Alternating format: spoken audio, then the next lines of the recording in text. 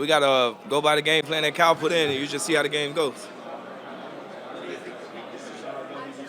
I don't know. I ain't going to say too much. Hey, Deebo, you are one of the biggest leaders of the team. You and Trent Williams. Trent Williams wasn't here in 2019. What are you saying specifically to Trent about the big game? I ain't saying too much because, Trent never been here before. This is his first time, but I think he understands what's at stake and what things that we need to do to try to win this game. What's your favorite flavor of Gatorade? I just drank them all, man. I just walked in there and just grabbed one. Not lying to you. Deebo, you said Trent's second or first time, your second time. Does that help you different this time? Not necessarily. Basically, like when I was a rookie, the moment was like so big, and like I was a rookie, my first time in Super Bowl, so I was just like happy to do everything. But like now, it's just like what I'm saying, just keeping the main thing the main thing, and just keeping it steady. Just going out there and being able to play another game with my guys. Yeah, I honestly I can't remember it that vividly to say what the mood was like on the sideline, but I definitely will say, having been through it, we know you have to play all 60 minutes, and there is no letting up until there are zeros on that board or it's completely out of hand. So that's definitely something we learned from our last time.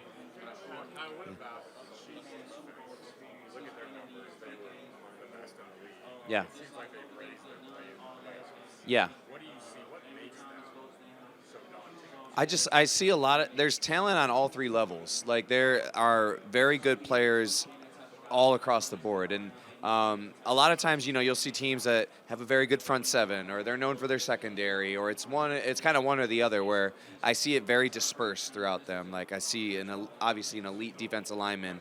I see a really good linebacking core. Like all four guys that play in there are all very solid, good players, and then obviously their corners are studs, and so you kind of you see it at all three levels, and they do such a good job because a lot of them have played together for a long time, and they've been in this system. Spags has been there for a while, and he's gotten those guys to kind of see things through one lens, like we like to say, and they all can react quickly and play fast. Right, yeah. They don't have like a ton of like big names outside of Chris, but sometimes that almost like works to your advantage because these guys they play so selflessly and they've been in the system for so long that they can all play fast and do that sort of stuff.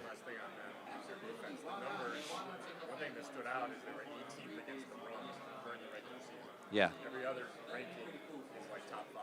Yeah. Do you sense that there might be an opportunity to run the ball against these guys? Possibly. We obviously think we can run the ball against anybody because we think we have the best run scheme in the league. So always confident that going into a game that we can do that. And it's easy to have that confidence when you got 23 lined up behind you. Kyle, the linebackers, which linebacker on the Chiefs sticks out the most to you? And then obviously you win this game in 2019. What do you think you have to do as a team to win this game? Yeah. Sorry, I was focused on your first question in the beginning there. Which linebacker is the best for the Chiefs?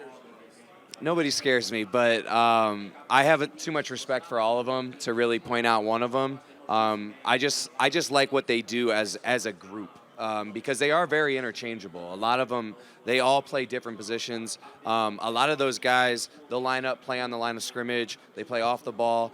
They'll play a 3 technique. They, they'll be like a nickel coverage guy. So they're very versatile, and I respect that. What else did you have? And then you won this team in 2019. What do you think you have to do collectively as a team to change the result? I think just finish and execute. Before I even say finish, I think it's obviously easy to say that we fell apart at the end of the game, which obviously we should have done better at the end. But there's times earlier in the game where we could have capitalized more and been up more than 10. So it's really about the whole game, and I think that's where I go back to. It's about execution. No matter what time of the game it is, it's about taking full advantage of the plays that we do have and getting the absolute most out of them so that when it gets to the end of the game, hopefully you have a little cushion there or you're ready to execute then.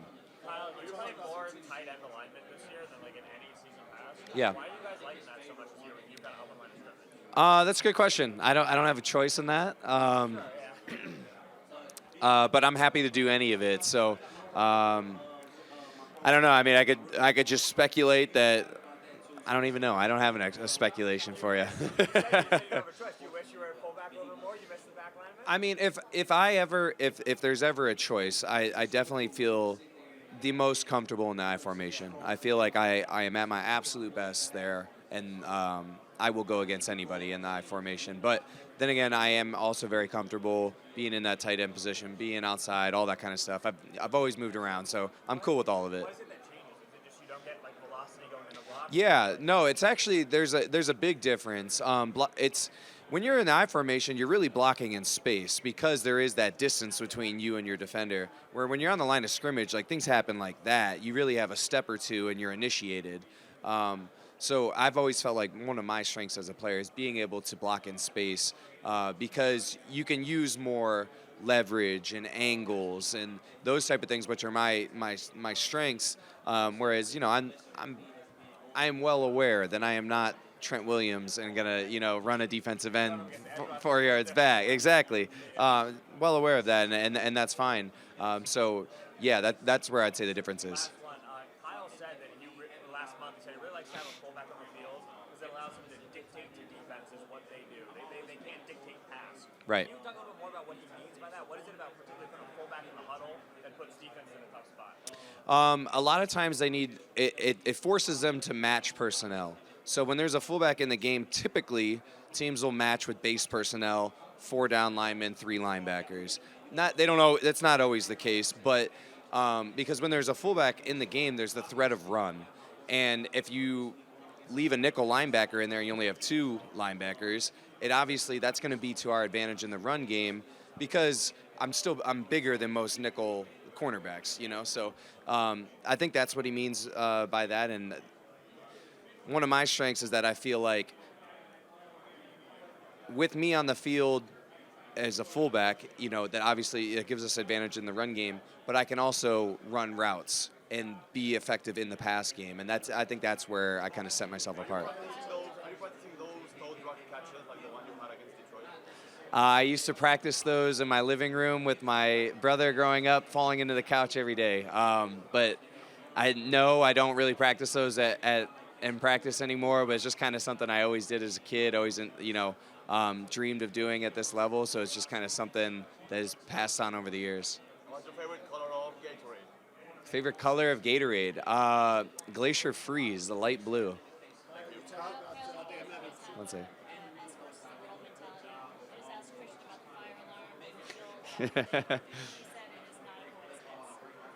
Yeah, I mean, I don't disagree.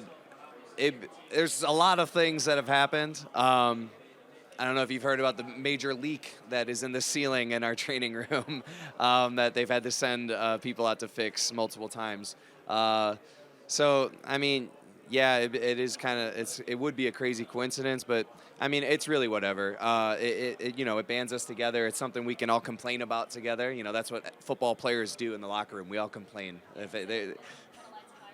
Yeah, totally. It's like going through training camp when we're complaining about being in pads for 4 days straight. It just gives us something to unite around.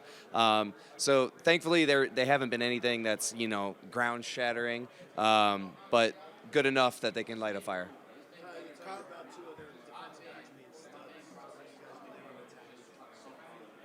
I think just being aware of that and being aware of what their strengths are and what they like to do. So that when they come with their best moves, you have a counter. Yeah.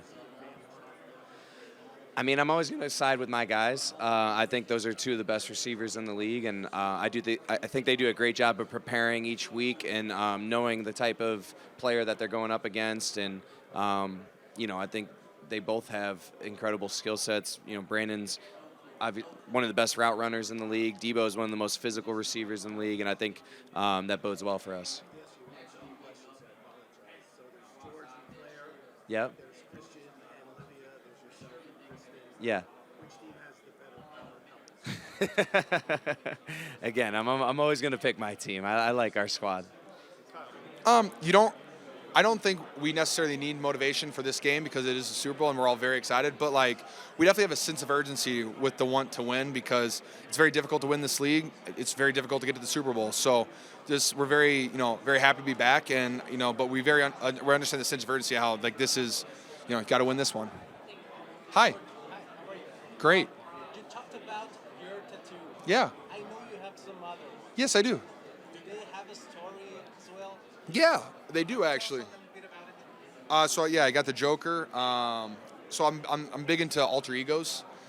So like I don't know. I think I channel energy through different characters. And so like those characters that I want to draw energy from, I tattoo on myself. That's how I viewed it. And so like I have a bad guy arm, I have a good guy arm. I got the Joker. I have Venom from Spider-Man. I have Godzilla.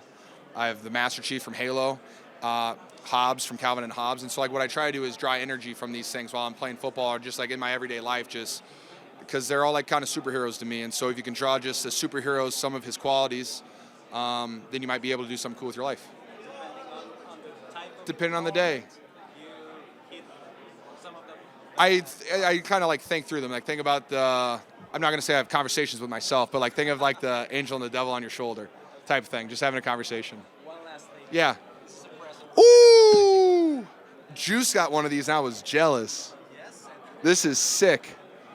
Thank you. I was so jealous. That's phenomenal. And they got Godzilla out there. Mexican artist made it tailor-made just for you. Okay? It's phenomenal. I thank you so much.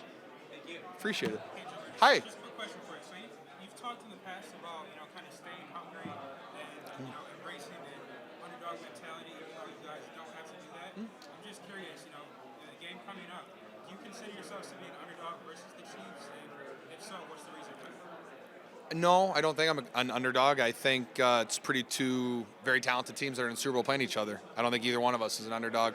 Like they have some of the best players in the world, and I think we have some of the best players in the world. And it's just going to be a dogfight out there, and I'm just looking forward to it. I wouldn't say either one of us is an underdog. I think it's going to be a bunch of heavy hits. Yeah, man. Hi. Man, so you and Fred are kind of the emotional team leaders in a lot of ways. What makes Fred a great leader for the defense? And two, what are the Mount Rushmore of greatest wrestlers? I saw you and McAfee take over WrestleMania. We did. Give me the top 4 wrestlers and what makes Fred a great leader for this team. I'm going to ask for the wrestling one first because I'm more excited. I'm kidding. I love wrestling. Love Fred. My favorite 4 are Stone Cold, The Rock, Shawn Michaels, and then Seth Rollins because he's an Iowa guy and I love Seth. I think he's amazing. Now there's other guys that should definitely be on the list. Charlotte Flair is up there for me too. Oh yeah, Stone Cold's my number 1. Yeah, he's my number 1. He's my number 1. But like Charlotte Flair is she's close in there too. She's incredible. Incredible on the ropes. Oh, yeah, then you said Fred. My bad. You just got to remind me, man. You got me distracted with wrestling. Yeah, what makes Fred very talented is he's incredibly consistent. Like, he does a very good job of not being fake. Like, he's consistent every single day. And when you are an emotional leader and you give pregame speeches, you talk to the team a lot, you have to be consistent. Like, you can't just pull that out on game day. You have to talk to the team throughout the week. You have to talk to the team throughout the year. Like, you have to be consistent with that. And I think Fred does a really good job about that. He talks to the team, tries his best to motivate them. But, like, another thing, like, when he goes out there and says, I want you to play your best ball for 60 minutes, like, he goes out there and does it. There's not a play that you're going to look at Fred and be like, hey, Fred, why weren't you running right? Like, where's the effort? He does that. He has zero no-effort plays. Like, he's always 100 miles an hour. And when you set that standard for yourself, it forces the guys around you to live up to that standard. Otherwise, you will get called out. Yeah. What's up, man? Football's a physical sport, but it's a mental sport. Yes, it is. Your defender from play number 1. Yes. Sometimes with words, sometimes just quietly. Sometimes they talk to you, sometimes they don't. Tell me about your experience with the mental side of the game and trying to psych out the opponent. Whether they speak to you or you speak to them. And how would you rate yourself in terms of trash talk from 1 to 10? Ooh. Well, I talk trash significantly different. I have like a smile on my face and am having like a conversation you'd have with your buddy at the water cooler. That's me. That's how I work. And so I would say like from the very first, if you'll see me at the coin toss and I'm going to try to, the game that like, you put your circle down by your hip, you make somebody look. I play that. You ask any of my teammates. I've gotten everybody on this team at least 5 times with that game. It continues on game day. I'll get the guys with the coin flip. I'll get one of their Chiefs players. I get everybody, at least one guy every game. And then first snap when I go out there, I'm going to say, hey, man, good luck tonight. Let's be safe. Can't wait to compete against you. And, sometimes I get hey, you too, man. Or I get, like, go F yourself. I'm like, sick, man. Can't wait to compete, baby. Let's have some fun. So, like, and then there's just an ebb and flow of you talk to guys. Sometimes they refuse to talk back to you. So I just keep talking to them until they usually talk to me at some point in the third quarter. You made it back. He's been waiting. What's up, man? All right, so you're known for your positivity, so I thought I could lob this question to you. Softball or baseball? What's easier to hit, softball or baseball? Baseball. No, don't you remember like sports science? They did it, and like hitting a softball is harder from a baseball player. Because the ball goes up because she's coming out of low, so the ball's going this way instead of down. Harder to hit. All right, now what's your question? All right, so positivity. What is your talking about the Super Bowl loss of the Chiefs? Yeah. Like, what is your favorite moment? Ooh, from that game, I would say running onto the field for my first ever Super Bowl when it was like a dream of mine since I was 4. I'll never forget that. That was a rush and a very chilling moment for me, like just like goosebumps, and it was just that was a dream, was playing Super Bowl because it's very hard to get there. So that would be a very positive thing that I still pull from that. Because guys are talking about that, it's just a lot. Do you have to do anything to like say, okay, I need to like actually be ready to play the first snap? Once you get onto the field, like it's football. I think like the fact that it's like a longer warm up, and then like when you go out there for your warm up without pads on, there's a lot of people like than most times, and so like it's just kind of like the scale of it. You definitely notice it. You don't just walk out there and, oh, it's another game. Like you want to treat it like that, but it's still the Super Bowl. Like give it its respect and what it's worth, and like soak in the moment. Just don't let it distract you. Is what I would say. Wow. Sorry, I got distracted. You started making me think about that moment, man, and I just like that was a really good moment. Yeah, but yeah, you just take it for what it is and just remain focused as best you can. What's up, man? How you doing? Thank you. Hmm?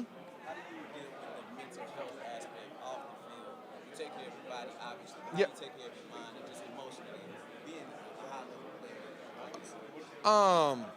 The number one thing is my wife. Anywhere I've ever lived my entire life, she has made it home like within an hour. And so I really appreciate that from her. So like when I get to go home to my wife and she meets me at the door and she's with my dog, it's an instant, like no matter what happened that day, I lost a football game, I dropped a ball in practice, no matter what happened that day, like I'm good. And she grounds me and she does a great job of that. I can talk with her about it. Besides that, for me, what I do, like I don't watch any football stuff at all the whole season. So like I like the Good Morning Football guys. They're great. My mom sends me clips and they say nice things about me. But I do a pretty good job. Like I avoid all sports social media. I like hockey, so I follow that a lot. But I just try my best to like distance myself from everything, because you put yourself out there every day of the week. Your coaches are watching your tape and criticizing you, or like coaching you. But it is sometimes criticism, which it should be. And then on game day, you're doing the same thing. You're putting yourself out there in front of millions of people. And so it's just like you have to disconnect at some point, recharge the battery so that by that time Wednesday shows up, you're ready to go again. And I also like playing Call of Duty. That helps too. What's up, man? I'm great. Welcome back. Thank you. As a big-time player making big-time plays, tell me about your mental preparation. Is there any nuances that you're adding to this time in the Super Bowl, or kind of sticking to the script right now, routine as usual? Oh, like I haven't added anything. No, I'm trying to make this week itself as much the same as I possibly can be. It's just kind of how I operate throughout the day. Whether it's, like after practice, I try to do the exact same things I would do at home. I have like, I'm on the side, like I'll do breath work when I'm out there at the game. I do breath work in the morning, and those things just kind of ground and center me. And then for that, really, it's just football then. And just go out there and flip a switch. One sec. Yeah?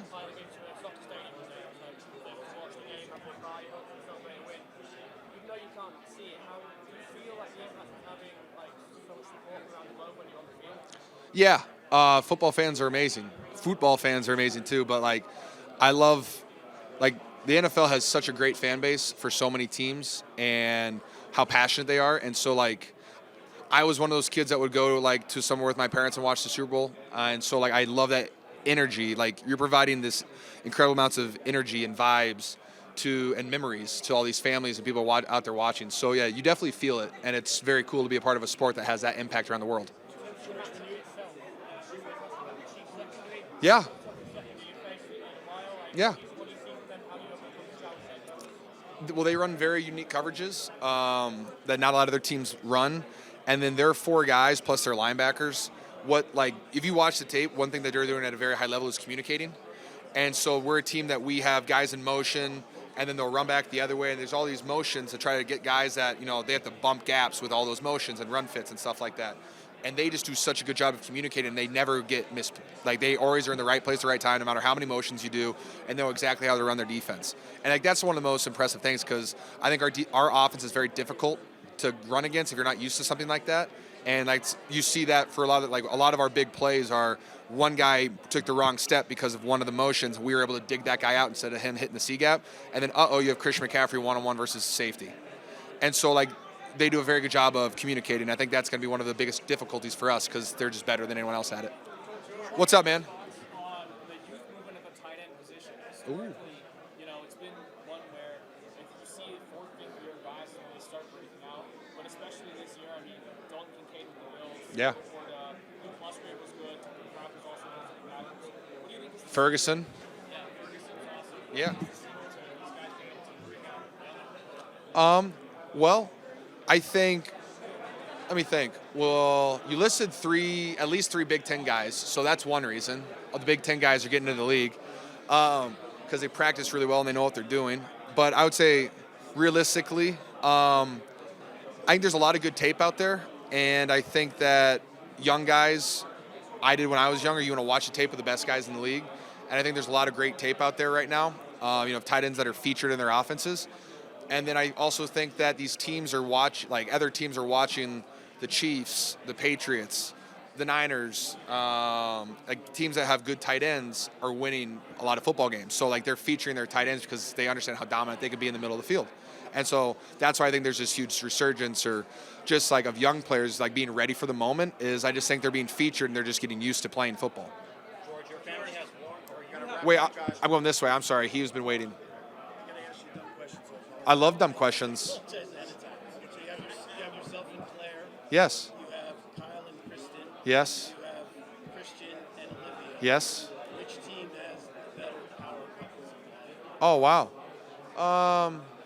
I'm going to pick any team that has my wife on it because she's the most powerful woman that I know, and she affects most of my decisions. So that's what I would say. Yes. Stuff that you guys have faced in terms of the practice field, fire alarm going off, Yes. leak in the training room. There was. How do you guys all know about all this stuff? That's crazy. Me personally, I have nothing to complain about. I'm playing football in February. I'm in Las Vegas with my teammates about to play in a game that I've dreamt about since I was a kid. So, there's nothing going on to me that's affecting me in any state of mind. And I hope my teammates are sharing the same experience as me.